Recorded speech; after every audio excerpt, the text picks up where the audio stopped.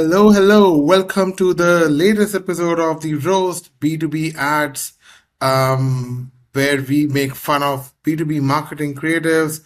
Today with me, I have Margarita. Hi, Margarita. How you doing? Thank you so much for having me. So, Margarita Loktionova, am I saying it the right way? Yeah, that's good. That's pretty good. She leads. She's a content slash product marketing lead at Semrush, a company whose marketing all of us admire. Margarita, can you tell us a quick bit about yourself and how did you land up into marketing?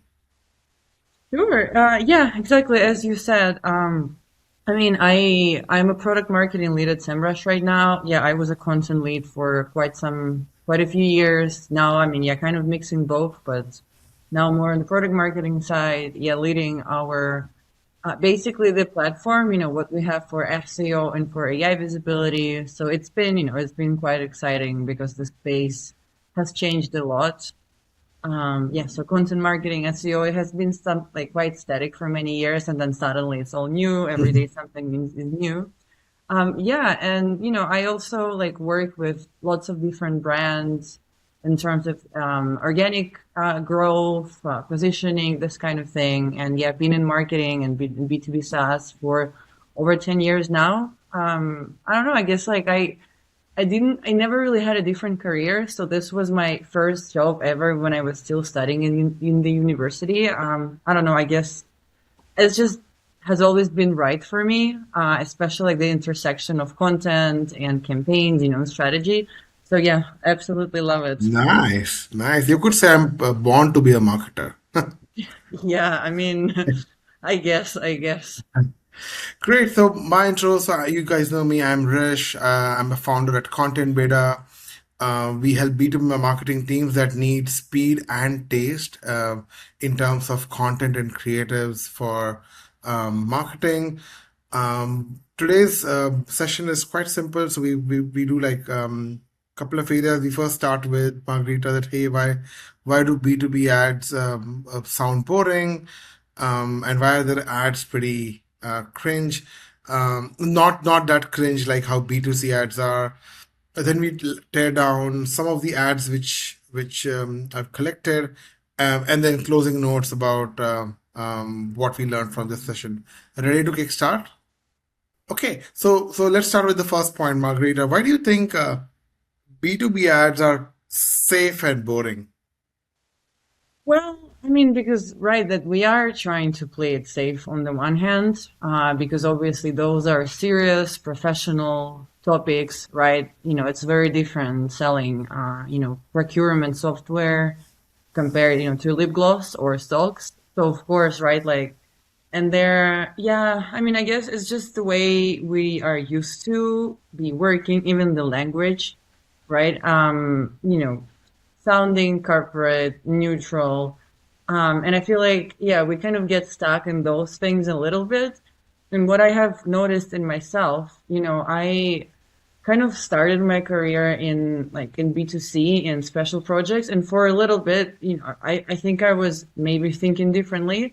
But after so many years, when you do work in B2B, you actually kind of forget how it is, how to get out of this bubble and, just you're thinking about the value, right? Okay, so what can I do? What kind of value I can deliver to the lead, to the person? You're thinking about again in like very structural, serious terms, and yeah, and you just kind of forget that those are still people behind the screens, and Hmm. engage them and talk to them the same way, right? Obviously, you have to stay like relevant and within right? Like what makes sense for you and your niche. But I feel like in many ways, it's kind of a habit that we created for ourselves. And then like we get stuck in this habit. Clean. Let's go to the first ad. So this one is a comparison ad, ZoomInfo versus RevenueBase. I'll let you take the first shot. I do like the concept of it.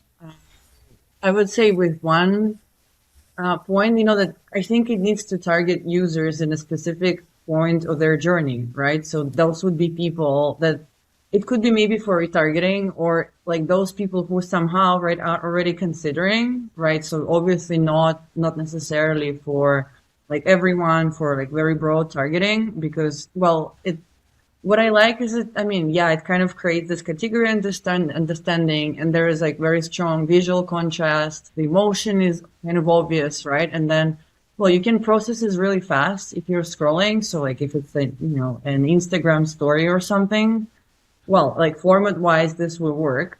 But yeah, I would just be careful, right? That, I mean, is it reaching people who are kind of down the line in the funnel? So like, is it retargeting? That maybe, right? That this could work. Like the potential also issue that I see, right? That there is, at least like looking just at the image, there is just like not enough context and substance. So again, right, if it's showing to someone who has kind of maybe opened your comparison page, or that right, who is like comparing you, yeah, like this would be instantly understandable, I guess. But yeah, I feel like it needs some substance, whether it's like text or, again, depending right on the platform where you're seeing this. So yeah, like I like the idea. It actually even like gives me an idea for something that we could do at Semrush. But again, like it's not like I'm not getting enough information here, at least where I am now. I think the one message which I might take from this ad is it's like a cheaper version of ZoomInfo. That's my take. I mean, that's the only differentiation they're painting right now. And sometimes I feel it's a good idea to just have one micro idea within a creator rather than bombarding it with a lot of factors. But I get it. I mean, somebody who knows ZoomInfo might get it. So maybe this ad is targeted toward like senior sales execs who typically know ZoomInfo because ZoomInfo is a big enough brand. And I like piggybacking on somebody else's brand. Yeah. I mean, and with pricing, like it's right, yeah, because the thing is like it depends on who you're targeting, right? I mean, the fact that it's like cheaper, like I said, like I'm not getting kind of enough context like to say, okay, is there something else to it? But I mean, I'm guessing, right, for a specific segment, the price, like if we know that ZoomInfo, like the price is kind of a very, very big factor for a specific segment of users, maybe smaller companies, this kind of thing. I think this could as well work, right? We just don't have enough context into targeting and, their audience and this kind of thing. Let's go to the next one. So this one is like an MCQ. Which ad are you likely to click first if they're presented to you? Definitely the middle one. Again, right? Kind of trying to put myself in the shoes of the audience, but most definitely, I like that it takes a real pain point that I can really understand. I mean, I worked years ago in a like document automation like startup, and it is true, like that sort of you have a legal career and then you end up working with documents. So it's really, really boring, and it takes a lot of time and it's horrible. So I like that it focuses on this real world pain point. And I mean, we're not seeing the copy here, right? But also if it's like an AI product, I think also it puts AI in a good context, not just like the one on the left. So, okay, legal AI powered by Claude. So you don't really wake up thinking about, oh, I need some legal AI, unless like you're being pressured by, and then the one on the right is just like uses this like generic corporate language that for me, like is very hard to connect to, you kind of, like optimize your output. What does it even mean? And also, I think if this is about AI, like it kind of puts it in a good context where AI is not taking your job, but it actually empowers you to do like the work that you studied for, When we create good ads, normally we say good ads don't describe software; they describe frustration, right? Because frustration is quite human, and that's the reason why I like the second one too. It creates, if I'm a lawyer, it creates some identity tension within my head and makes me say that it sounds like me, right? So yeah, I think it's although the creative is quite okay, but the copy is amazing. Yeah, for sure. This one and this one is a video ad. We'll watch the video ad and then we'll talk about it. What is the number one skill AI can't replace? It's not coding, it's not data, it's not even strategy. It's communication. Simply because only humans can create trust in a room full of other humans. AI might do the work. AI might do the heavy lifting. AI might create the best piece of analysis you've ever seen. But AI can't create influence. That's how you stay relevant. Creating influence and communicating. I have no idea. This ad was by Robin AI.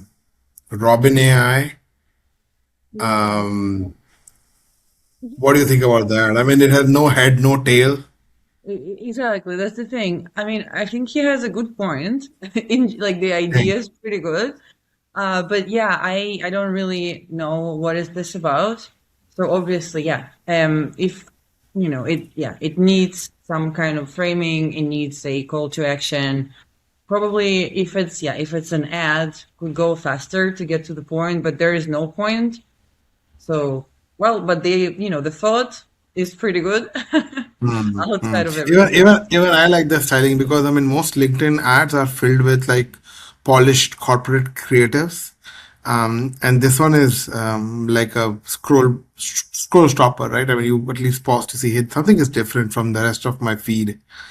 Um, so yeah, that could be one of the, but yeah, it should have some head or tail or some call to action. For sure.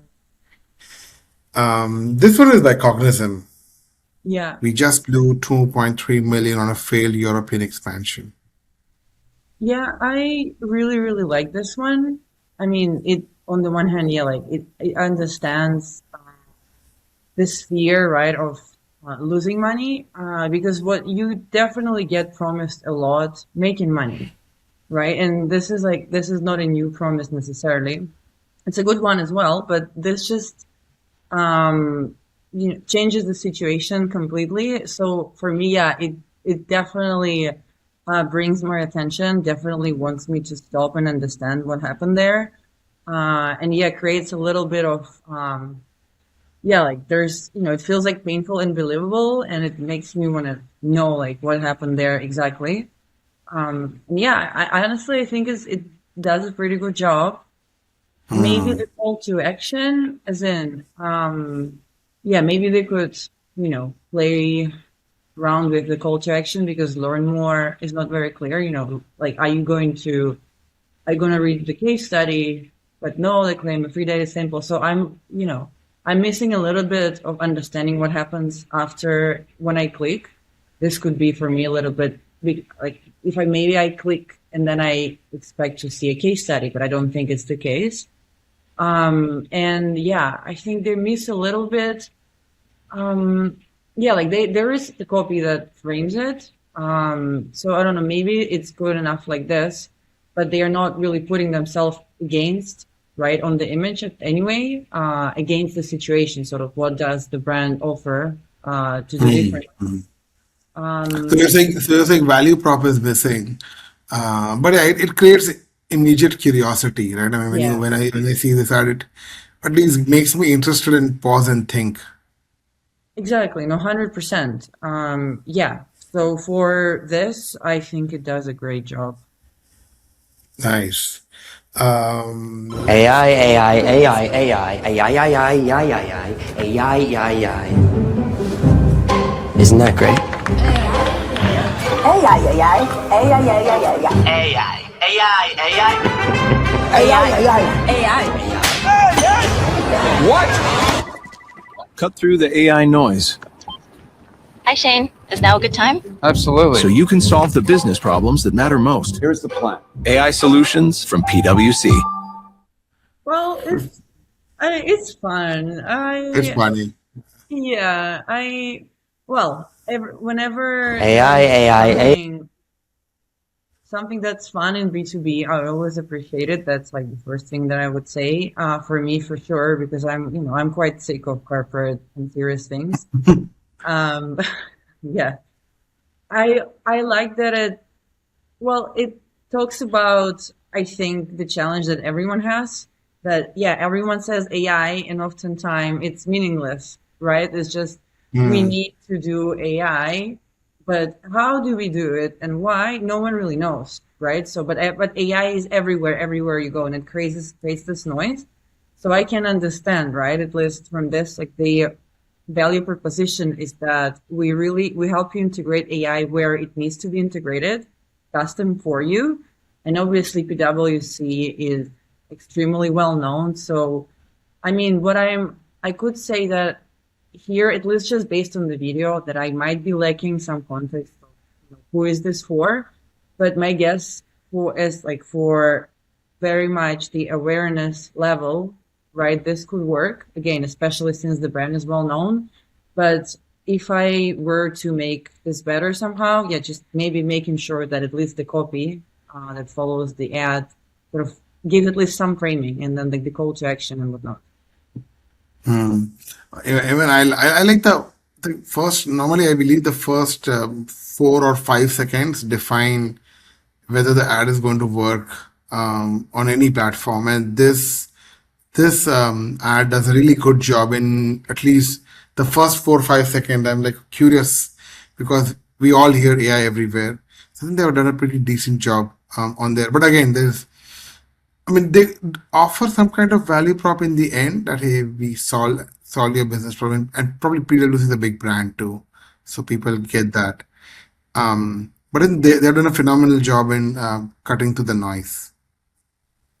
Yeah, for sure. I think maybe depending, right, on the channel where it's shown, it can be shorter. It can have some, supporting text. But yeah, I like the pain point framing. Let's do a rapid fire. Although it says rapid, but I want you to also explain the reason. Lead magnets should be gated or ungated?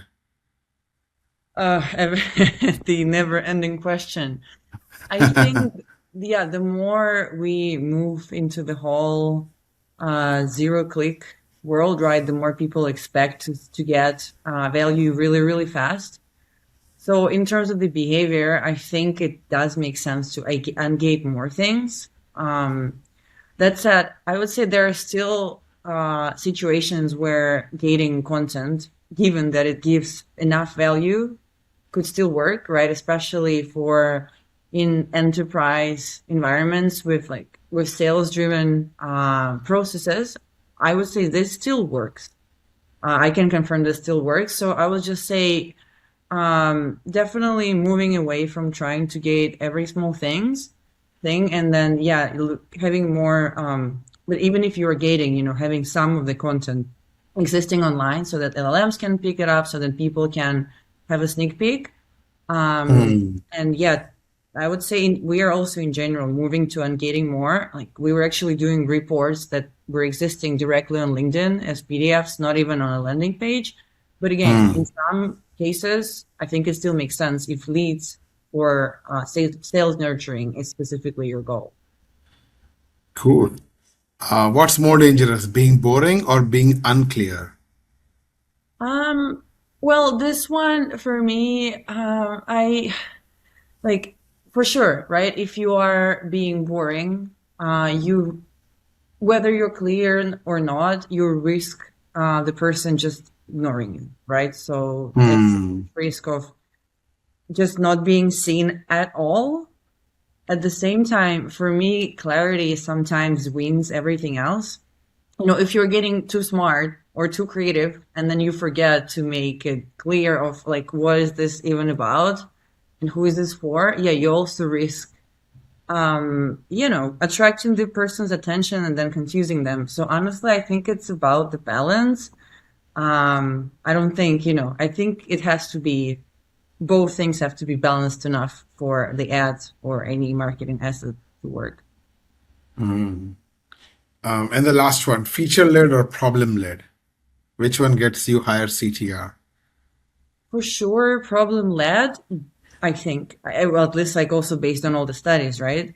But I think there is one important thing to keep in mind is that when we're talking about where the person is at right now in the customer journey, because, right, in most cases, if you are kind of at the top or middle of the funnel, for sure, right? Like leading with, like in this ad about the legal work, right? Leading with a frustration and pain point, it both attracts attention and also makes it clear what they're going to get out of it.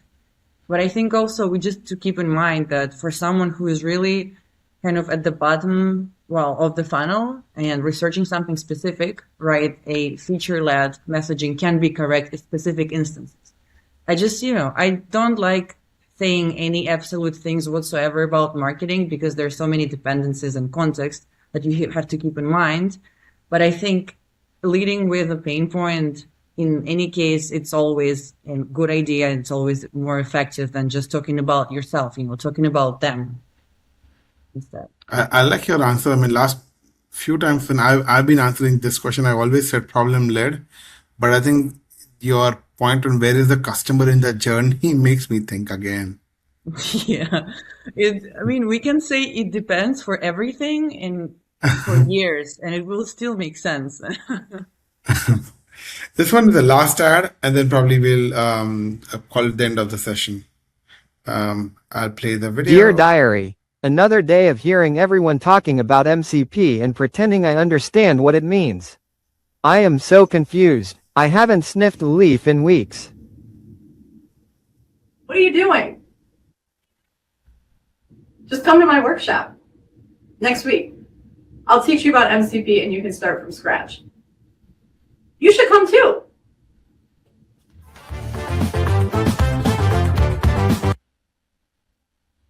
What do you think about this one?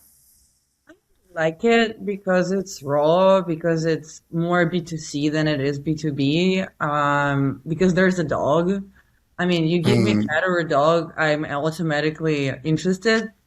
And I like it. I like it when in B2B we're being funny and we're being, cringy in a funny way. For me, it works, definitely does. In terms of like what they could do better, potentially, right, it could be a little bit long, because this is more of a real situation now versus, an ad. So maybe they could try like cutting some things out at the end.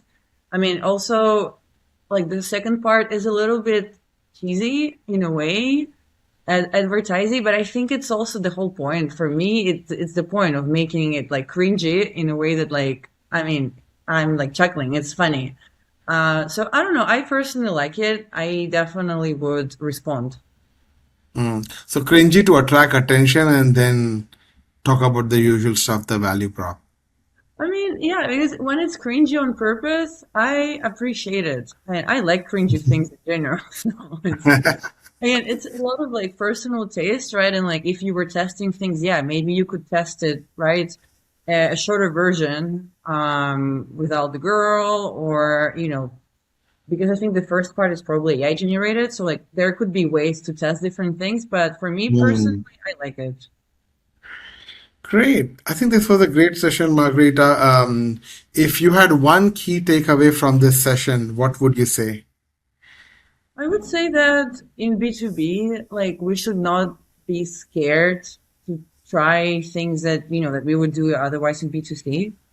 I really think that in general, with all the content, we need to get out of this box of kind of being scared that how people would not perceive us in the right way, because it's still people.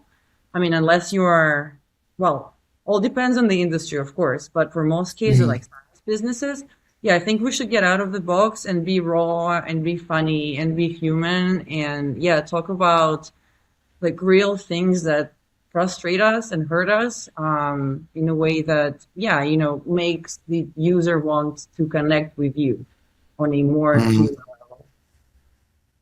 My take was similar to what you said. Be human first, and talk about human frustration, and then talk about your features. So yeah. But like you said, depends where the customer is in the journey. Yeah, it depends. That's the outcome. Thank you so much, Margarita, for taking our time and sharing your insights. If people would like to get in touch with you or learn more about you, what's the best way? My LinkedIn is actually it's just connect with me on LinkedIn. My DMs are actually open, so yeah, that would be the best way. Super duper. Thank you so much for your time, and have a lovely evening. Yeah, you too. Thank you so much. Take care. Thank you. Bye. Bye.